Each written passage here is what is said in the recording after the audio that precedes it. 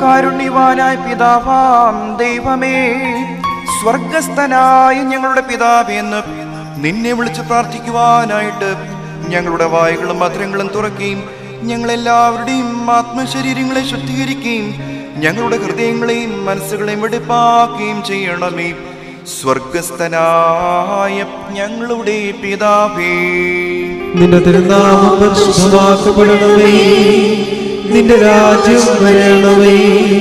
നിന്റെ തിരുവിഷ്ടം സ്വർഗത്തിലെ പോലെ ഭൂമിയിലും ആകണമേ.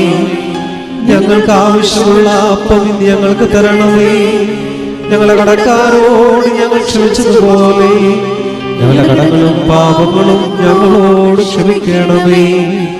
പരീക്ഷയിലേക്ക് ഞങ്ങളെ പ്രവേശിപ്പിക്കരുതേ, പിന്നെയോ ദുഷ്ടനിൽ ഞങ്ങളെ രക്ഷിച്ചു കൊള്ളണമേ.